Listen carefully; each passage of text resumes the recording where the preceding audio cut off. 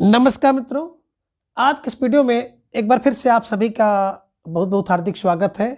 हम आशा करते हैं कि आप सभी स्वस्थ होंगे, मस्त होंगे और पूरी तरह से अपनी तैयारी में व्यस्त होंगे। तो मित्रों, आज के इस वीडियो में हम हिंदी साहित्य के अंतर्गत भक्ति काल और भक्ति काल से संबंधित कुछ महत्वपूर्ण और संभावित प्रश्नों को व्याख्यात्मक तरीके से हल करेंगे और उसके साथ ही इन्हें ट्रिक की सहायता से हल करने का भी प्रयास करेंगे। तो हम आशा करते हैं कि वीडियो आप सबके लिए बहुत ही महत्वपूर्ण होने वाला है, इसलिए इस वीडियो को आप लोग अंत तक जरूर देखें। चैनल पर नए हैं तो चैनल को सब्सक्राइब कर लें और उसके साथ अगर आपको थोड़ा सा भी उचित लगे तो इस वीडियो को अपने जो परिचित लोग हैं उनके पास भी शेयर करें। और उसके पूर्व की वीडियो में हम लोगों ने कुल 100 प्रश्नों को देखा था, तो आज के इस वीडियो में उसके आगे के प्रश्नों को हम लोग जानेंगे। तो जैसा कि स्क्रीन पर आप देख पा रहे हैं, प्रश्न संख्या 101 कि श्रृंगार रस के घोर विरोधी कौन से संत कवि थे। अब इनमें से कौन से संत कवि हैं जो कि श्रृंगार रस के घोर विरोधी थे? मलुकदास, कबीरदास, सुंदरदास या रायदास? तो ढेर सारे भाई बहनों का जब आगे से विकल्प सी को लॉक किया जाए, विकल्प सी सुंदरदास इज राइट आंसर। देखिए, सुंदरदास की बात करते हैं तो सुंदरदास श्रृंगार रस से घोर विरोधी संत थे। सुंदरदास दादू दयाल के शिष्य थे। ये निर्गुण मार्गियों में से एकमात्र संत हैं जो कि शिक्षित थे, अर्थात व्याकरण रीति आज से परिचित। इन्होंने लिखा है कि रसिक प्रिया रस मंजरी और श्रृंगार ही है जानी, चतुराई कर बहुत विधि विषय बनाई आनी। सुंदरदास की जो दो रचनाएं भी मिलती हैं, सुंदर विलास और ज्ञान समुद्र, है ना। देखिए, ज्ञान का समुद्र जिसके पास होगा व्यक्ति बहुत सुंदर लगेगा। कहते हैं ज्ञान का समुद्र है, ज्ञान का सागर है ना, तो सुंदर है। और सुंदर विलास, अगर कोई व्यक्ति सुंदर तरीके से विलास करने वाला है, विलास कर रहा है, तो व्यक्ति भी सुंदर लगेगा। ऐसे ध्यान में रख लीजिएगा और स्टार लगाकर अपने नोटबुक में दर्ज कर लीजिएगा। इनकी रचनाओं का संकलन इनके पुरोहित जो थे, इनका नाम था हरिनारायण शर्मा ने सुंदर ग्रंथावली नाम से 2 भागों में किया है। तो सुंदर ग्रंथावली का अगर देखा जाए ना, संकलन किसने किया है, तो आपको जवाब देना है कि हरिनारायण शर्मा ने किया है। ठीक है, चलिए। अब प्रश्न संख्या 102 है कि कबीर की उलटबासियों में कौन सा रस प्रमुख है? वियोग, करुण, शांत या फिर अद्भुत? तो ढेर सारे भाई बहनों का जब आगे सर विकल्प डी को लॉक किया जाए, विकल्प डी अद्भुत रस इस राइट आंसर, है ना। कबीर की उलटबासियों में अद्भुत रस प्रमुख है। सीधे सीधे ना कहकर घुमा फिरा कर उलट कर कविता के माध्यम से कही हुई बात अथवा व्यंजना उलटबासी कहलाती है। संतों और विशेष रूप से कबीर ने अनेक उलटबासियों की रचना की है। अब प्रश्न संख्या 103 है कि मगहर और लोई से किस कवि का संबंध है? रहीम का, कबीर का, तुलसीदास का या सूरदास का? तो ढेर सारे भाई बहनों का जब आगे सर विकल्प बी को लॉक किया जाए, विकल्प B Kabirdas is right answer, है ना। मगहर में इनका देहांत हुआ था। लोई इनकी पत्नी थी, पुत्र इनका कमाल और इनकी पुत्री का नाम था कमाली। ठीक है, चलिए। मगहर और लोई से कबीर का संबंध है। कबीर की मृत्यु मगहर में हुई थी। कबीर की पत्नी का नाम लोई था, पुत्र और पुत्री का नाम क्रमशः कमाल और कमाली था। कबीर की वाणी का संग्रह इनके शिष्य जिनका नाम था धर्मदास ने बीजक नाम से किया था। और कब किया था? 1464 ईस्वी में किया था। बीजक के 3 भाग हैं, साकी, शबद, रमैनी। आचार्य हजारी प्रसाद द्विवेदी ने कबीर को भाषा का डिक्टेटर कहा है। जब कोई व्यक्ति जो 1000 बार बोलेगा ना, तो उसको लोग कहेंगे भाषा का डिक्टेटर। डिक्टेटर माने होता तानाशाह, ध्यान में रख लीजिएगा। आचार्य रामचंद्र शुक्ल ने कहा है कि इनमें कोई संदेह नहीं कि कबीर ने ठीक मौके पर जनता के इस बड़े भाग को संभाला जो नाथ पंथियों के प्रभाव से प्रेम भाव और भक्ति रस से शून्य शुष्क पड़ता जा रहा था। ये बड़ी महत्वपूर्ण बात है। रामचंद्र शुक्ल जी ने कहा है कि कोई संदेह नहीं है कि कबीर ने ठीक मौके पर जनता को संभाला। संदेह नहीं है किसमें? रामचंद्र शुक्ल में। रामचंद्र में कोई संदेह नहीं है, ये बना लीजिएगा और बिल्कुल टिक से दिमाग में रख लीजिएगा। प्रश्न संख्या 104 है कबीर की पत्नी का नाम रेवली, लोई, पाई या कमाली? तो बिल्कुल सही जवाब आ गया। अक्सर विकल्प बी को लॉक किया जाए, विकल्प बी लोई इज राइट आंसर। कबीर की पत्नी का नाम लोई था। कबीर का लालन पालन नीरू नीमा नामक जुलाहा दंपति ने किया। इनकी 2 संतानें थी, कमाल और कमाली। कमाल इनका पुत्र, कमाल इनकी पुत्री थी। कबीर की वाणी का संग्रह इनके शिष्य देखिए फिर वही दिया, धर्मदास ने बीजक नाम से 1464 ईस्वी में किया है। 3 भाग, साकी, शबद, रमैनी है। बच्चन सिंह ने हिंदी भक्ति काव्य का प्रथम क्रांतिकारी पुरस्कर्ता कबीर को माना है। प्रथम क्रांतिकारी पुरस्कर्ता कौन होता है? बच्चे ही होते हैं, ये ध्यान में रख लीजिएगा, है ना।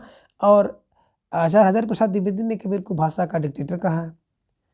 प्रश्न संख्या 105 है कि निम्न में कौन सी प्रवृत्ति संत काव्य की नहीं है? गुरु की महिमा, रहस्यवादी भावना, वर्ण व्यवस्था को प्रोत्साहन और बाह्य आडंबर का खंडन। तो बिल्कुल आप देख रहे हैं विकल्प सी कि बड़ व्यवस्था को प्रोत्साहन संत कभी नहीं देते थे, ध्यान में रख लीजिएगा, यही सही नहीं है।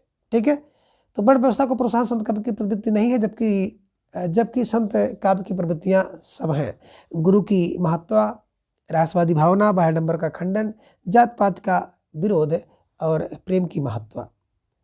प्रश्न 106 कि अजगर करे चाकरी पंछी करे न काम, यह पंक्ति किस कवि की है? मलुकदास की, सूरदास की, गुरु नानक देव की या निराला की? तो अजगर करे न चाकरी पंछी करे न काम, तो मलुक है ना, लूक है। लुक नहीं समझ में आएगा, अजगर करे न काम, कंची करे न काम, मलुक मलुक है ना।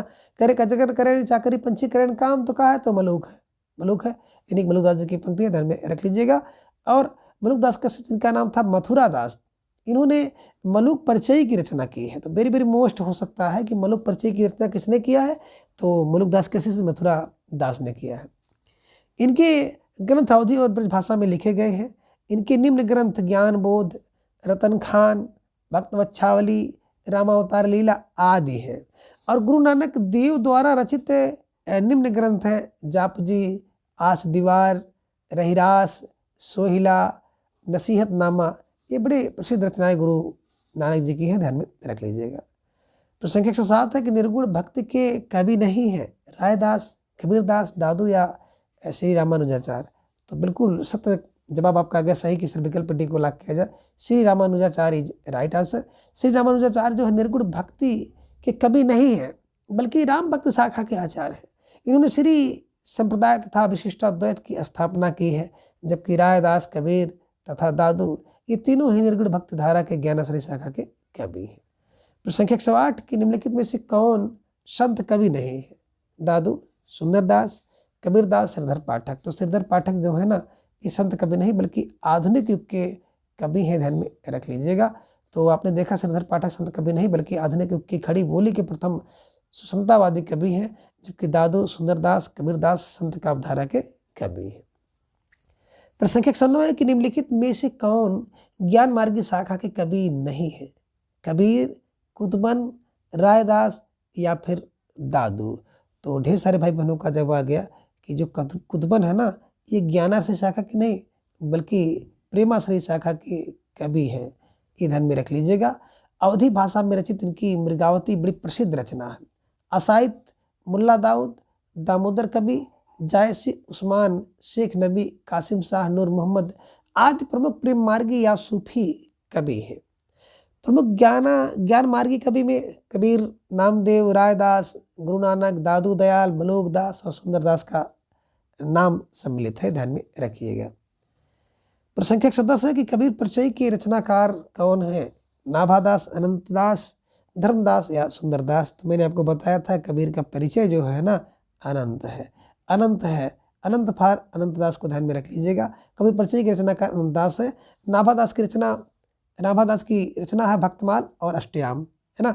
भक्त का माल आपने बताया था कि नभ में रहता, नाभादास का है, और अष्टयाम नभ में रहता। अष्टयाम अगर है ना तो नभ में रहेगा, नभ फार नाभादास का, ध्यान में रख लीजिएगा।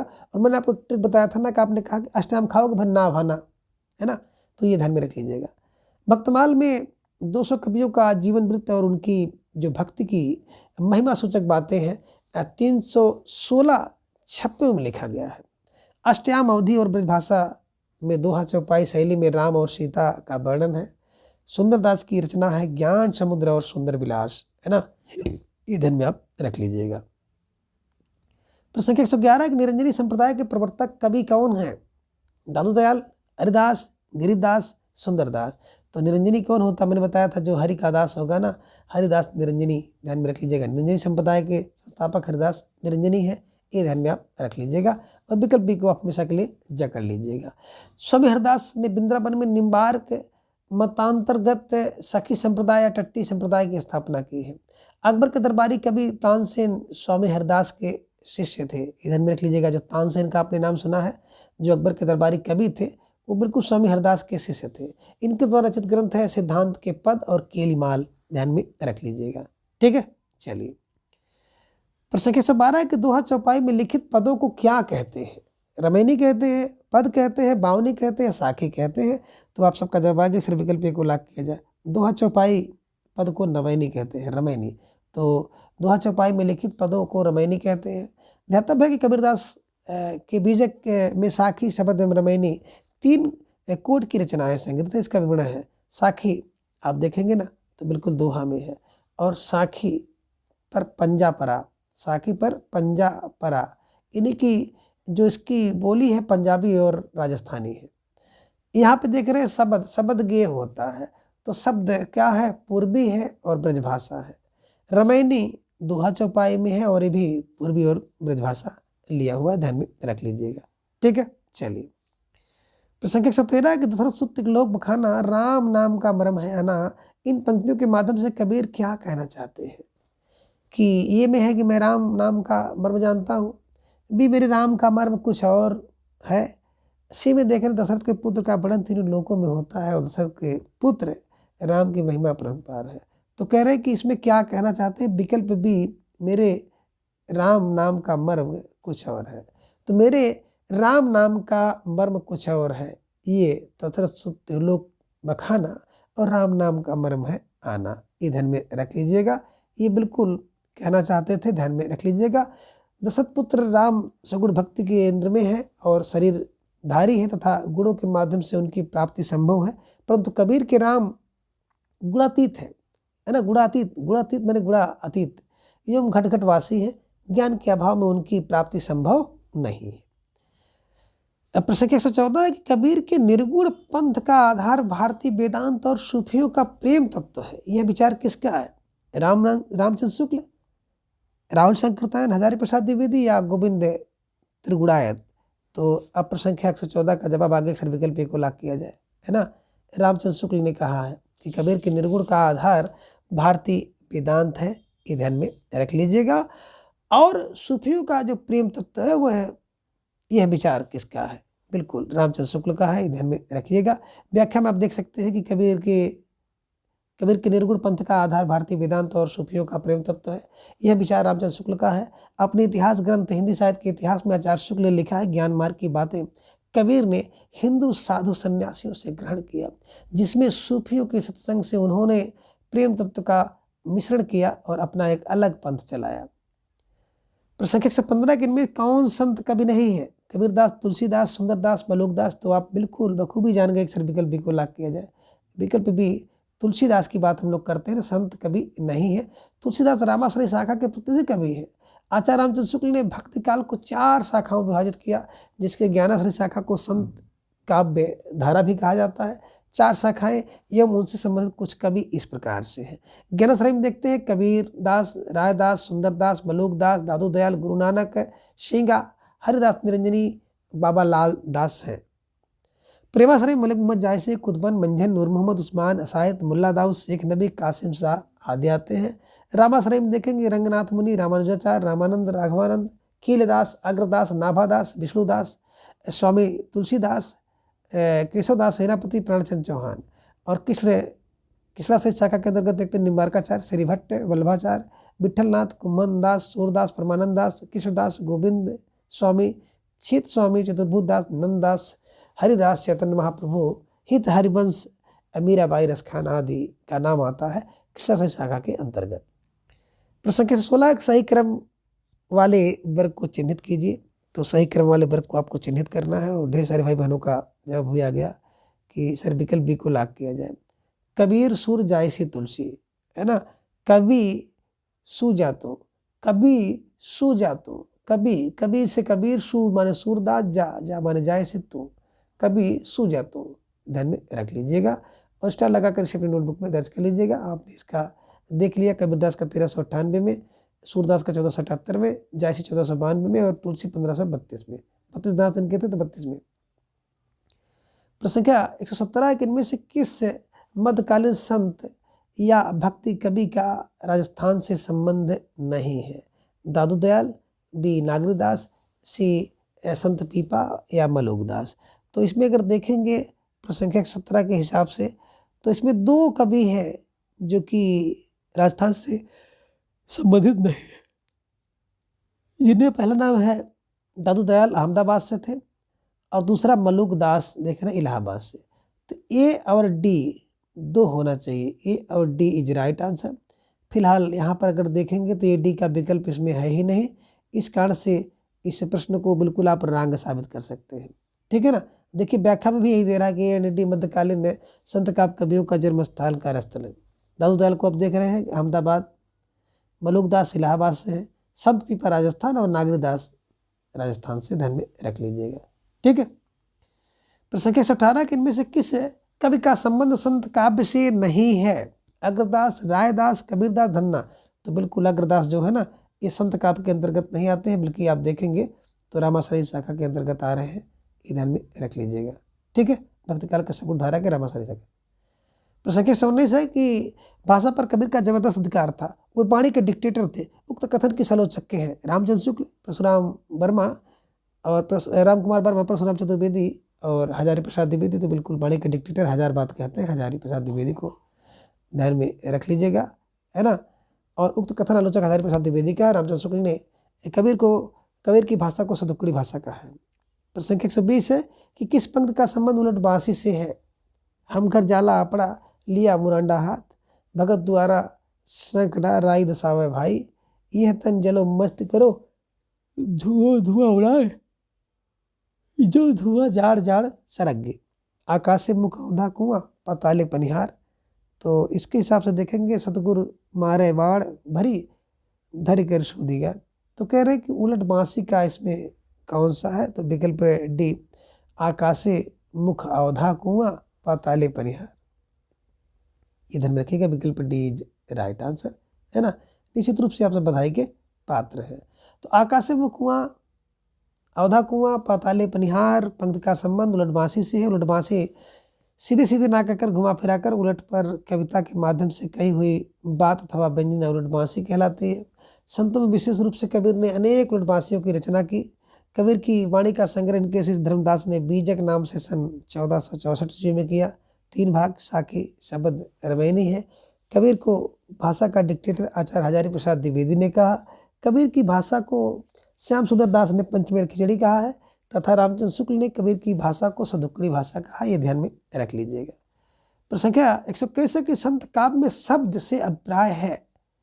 दोहा छंद की रचना, संबोधन परक रचना, उपदेश प्रधान रचना, खंड प्रधान रचना, ये पदों वाली रचना। तो बिल्कुल अब आप सबका जो जवाब है सही धीरे धीरे दिमाग लगा रहे हैं और कुछ लोगों का सही आया और कुछ लोगों का बिल्कुल सही नहीं आया। ये पदों वाली विकल्प ई इज राइट आंसर, ध्यान में रख लीजिएगा। यानी कि संत काव्य में जो शब्द का अभिप्राय होता है गे पदों वाली रचना। शब्द का अर्थ शब्द होता है। धर्मदास ने कबीर की वाणी का संग्रह बीजक जो कि 1464 ईस्वी के नाम से किया है।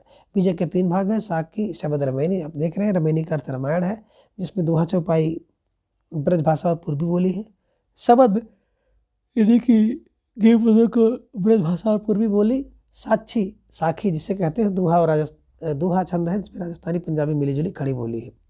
कबीर की भाषा को हजारी प्रसाद द्विवेदी ने देखिए वाणी का डिक्टेटर कहा है।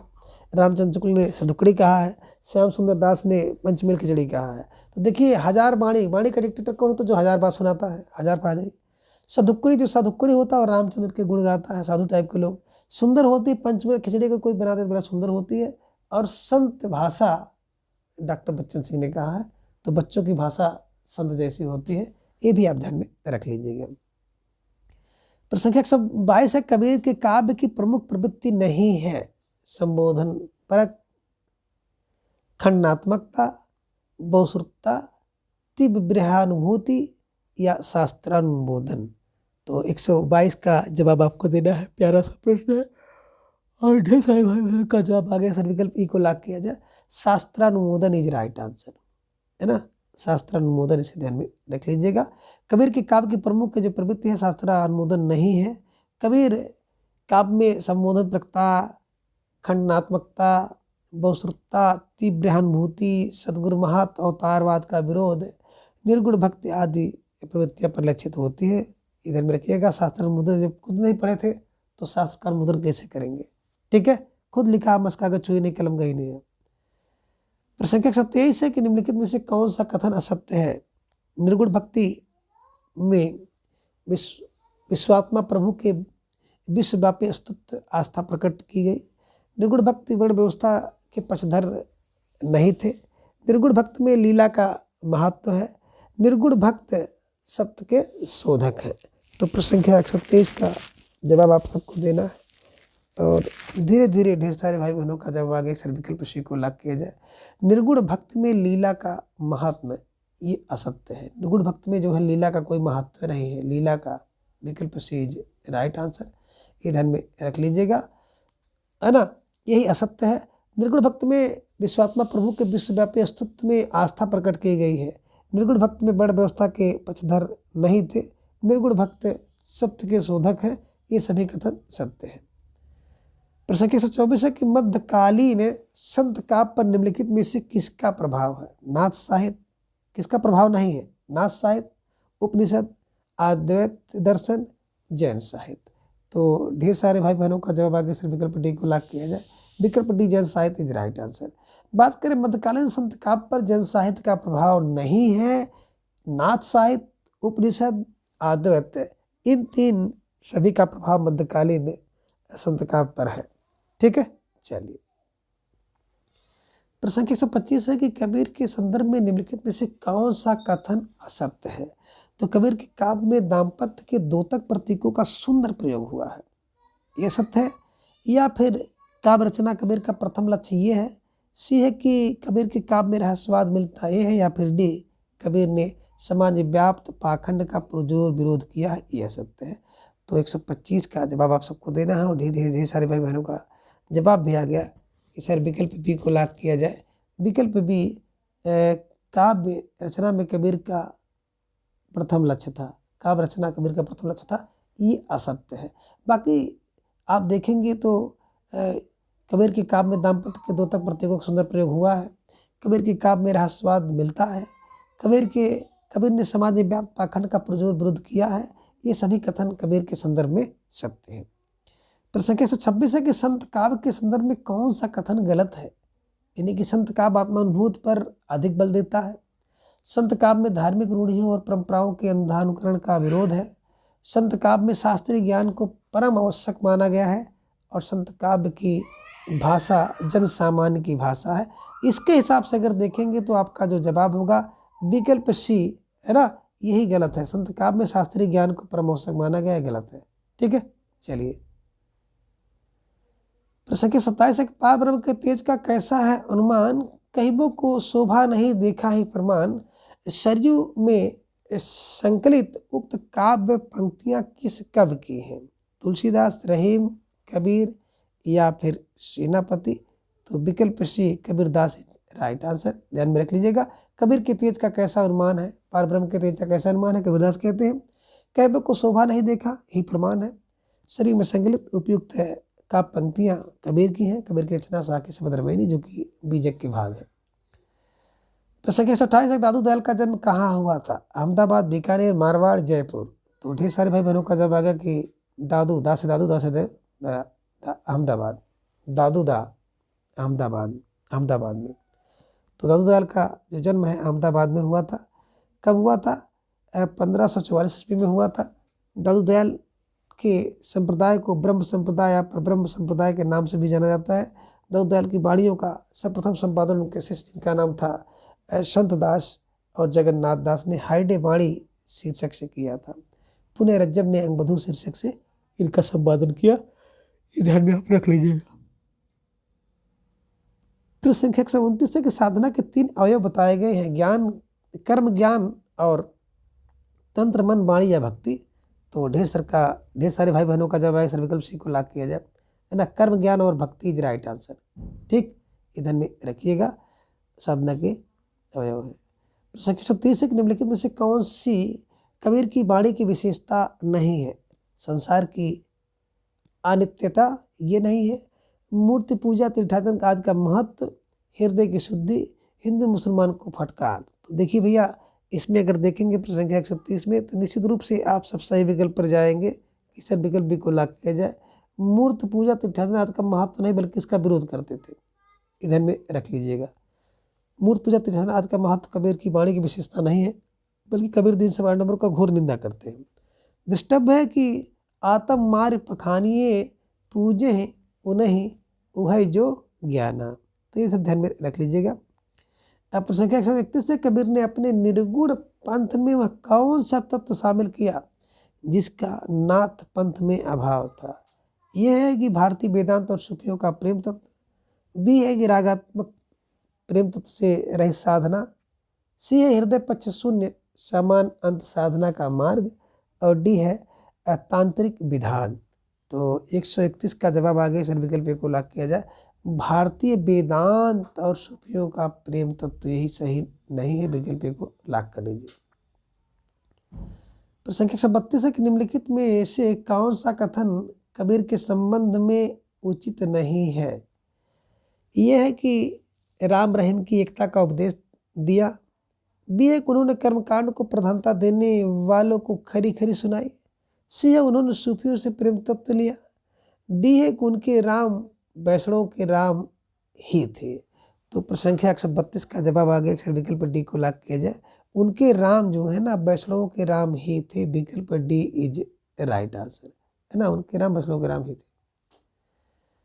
प्रश्न संख्या 133 है कि निम्नलिखित में से कौन सी नानक की रचना नहीं है।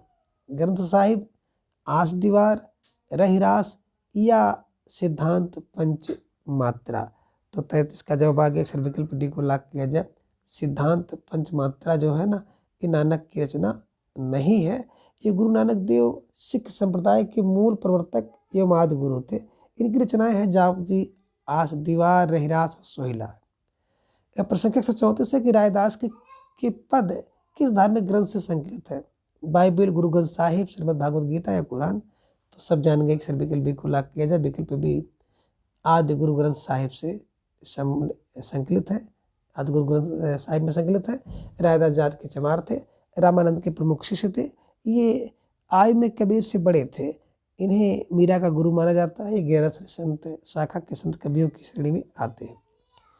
प्रश्न 135 बीजक किसकी रचनाओं का संग्रह है। सूरदास, जायसी, कबीरदास, तुलसी। तो बिल्कुल सभी का सवाल का जवाब आ गया, अक्षर विकल्प सी को लॉक किया जाए। Kabirdas is right answer. बीजक कबीरदास के रचनाओं का संग्रह है। इनमें साखी, शब्द एवं रामायणी का संकलन किया गया है।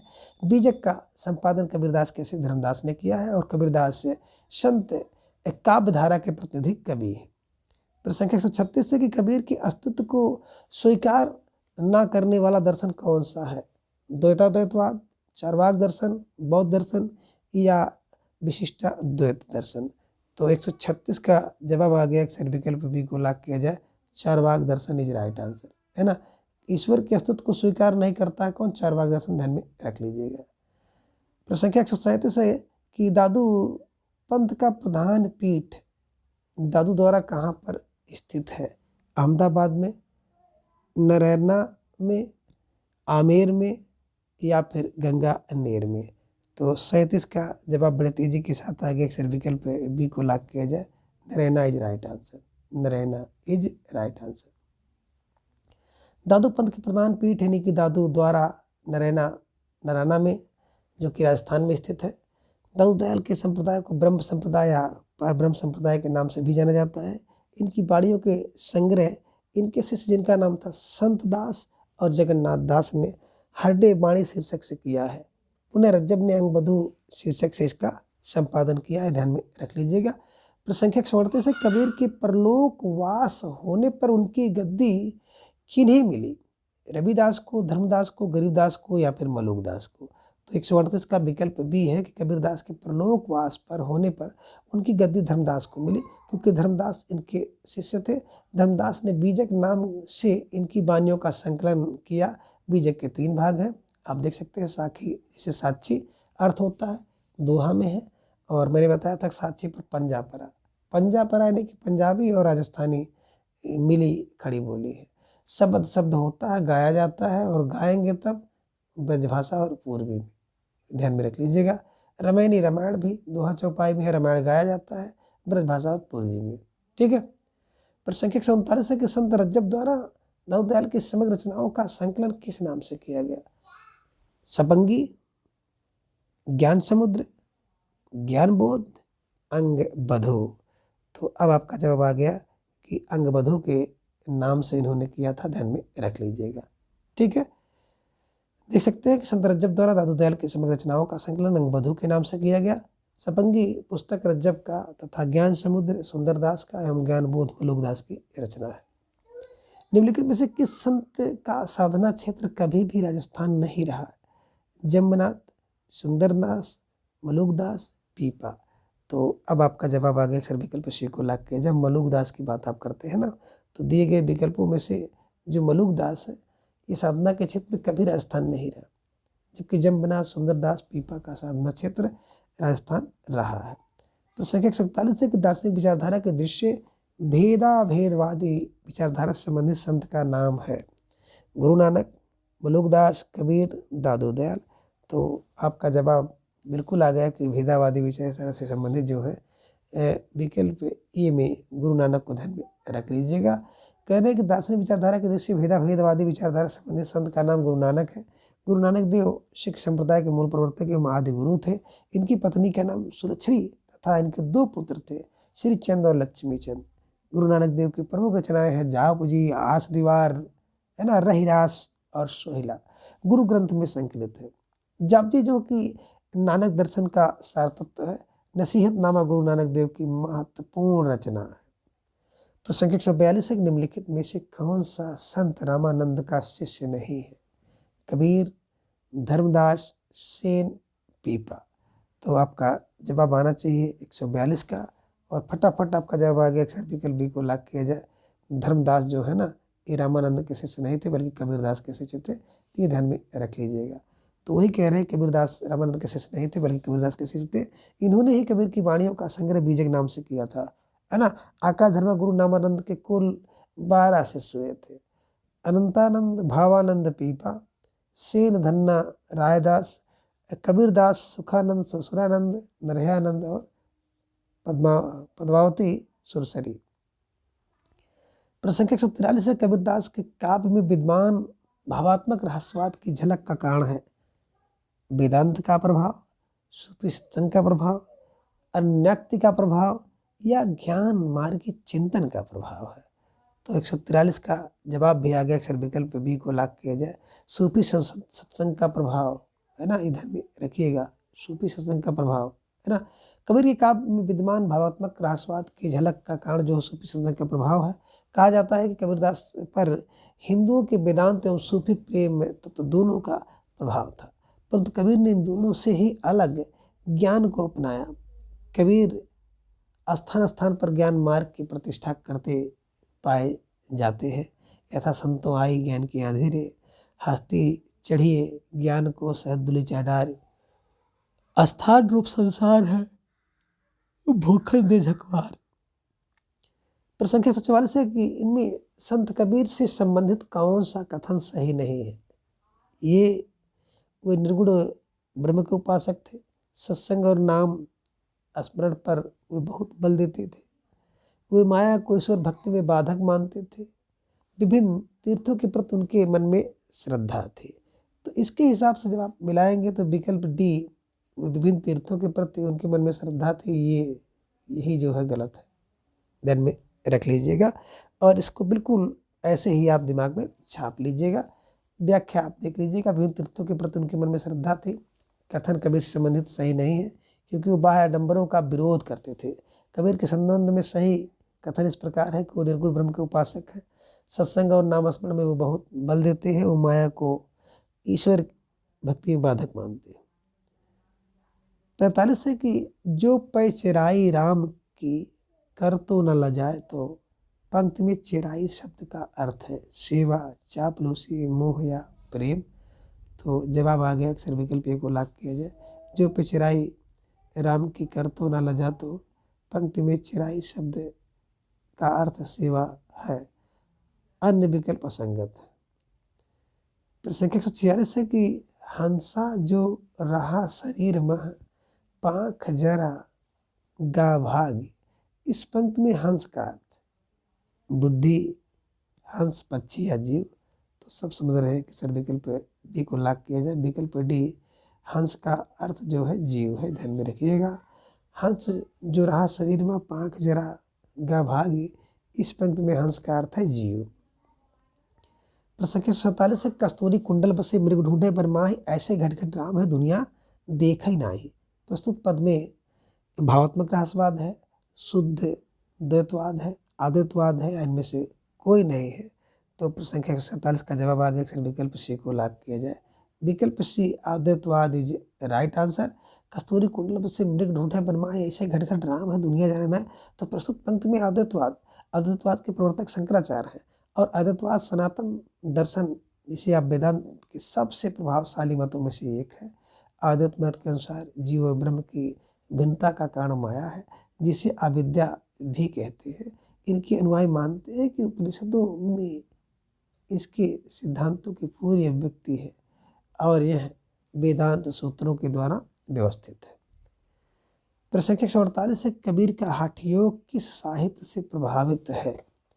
सिद्धिनाथ, जैन साहित्य, सूफी काव्य, अपभ्रंश साहित्य। तो बिल्कुल 148 का सही जवाब आ गया। अक्सर विकल्प को लॉक किया जाए। कबीर जो है ना सिद्धिनाथ साहित्य से, तो कबीर का जो हठ योग है सिद्धिनाथ साहित्य से प्रभावित है। कबीर 15वीं सदी के भारतीय रहस्यवादी कवि और संत थे। वे हिंदी साहित्य की भक्तकालीन युग के ज्ञानाश्रय निर्गुण शाखा के प्रवर्तक थे। इनकी रचनाओं ने हिंदी प्रदेश के भक्ति आंदोलन को गहरे स्तर तक प्रभावित किया। इनके कुछ पद सिखों के आदि ग्रंथ में भी देखने को मिलता है। प्रश्न संख्या 149 दुर्गा सप्तशती का चंडी चरित्र के नाम से हिंदी में अनुवाद किसने किया? गोविंद सिंह, अंगद देव, अमरदास, या फिर गुरु नानक। तो ढेर सारे भाई बहनों का जवाब आ गया। दुर्गा सप्तशती का चंडी चरित्र के नाम पर करने वाले गुरु गोविंद सिंह है। ध्यान में रख लीजिए, गुरु Govind Singh is right answer. अब दुर्गा सप्तशती का चंडी चरित्र के नाम से हिंदी में अनुवाद गुरु गोविंद सिंह ने किया। गुरु नानक सिख संप्रदाय के मूल प्रवर्तक के माद गुरु माने जाते हैं। इनकी प्रमुख रचना है जापजी, आस दीवार, रहिरास, सोहिला जापुदी, नानक दर्शन का सार तत्व है। अब प्रश्न संख्या 150 है कि निम्नलिखित में से किसे संत कवि नहीं माना जाता? कबीरदास, रायदास, मलुकदास, ईश्वरदास। तो सभी का जवाब आ गया कि सर विकल्प डी को लॉक किया जाए। विकल्प डी ईश्वरदास को है ना संत कवि नहीं माना जाता है, ये ध्यान में रखिएगा। ईश्वरदास ज्ञानाश्रय शाखा के सूफी काव्यधारा के कवि हैं। संत कवि मात्र उन्हें कहा जाता है जो ज्ञानाश्रय निर्गुण भक्ति शाखा संबंध है। प्रमुख संत कवि रायदास, कबीरदास, जम्मनाथ, हरिदास, निरंजनी, गुरु नानक सिंगा, लालदास, दादू दयाल, मलुकदास, बाबालाल, सुंदरदास आदि इसके अंतर्गत आते हैं। तो मित्रों आज के इस वीडियो में बस इतना। अगले वीडियो में हम इसके अगले भाग को जानेंगे। तब तक के लिए आप सभी अपना बेहद ख्याल रखें और अपना अधिक से अधिक समय अपने अध्ययन पर लगाएं। अपना प्रेम स्नेह विश्वास चैनल पर बनाए रखें। धन्यवाद, नमस्कार, बाय बाय।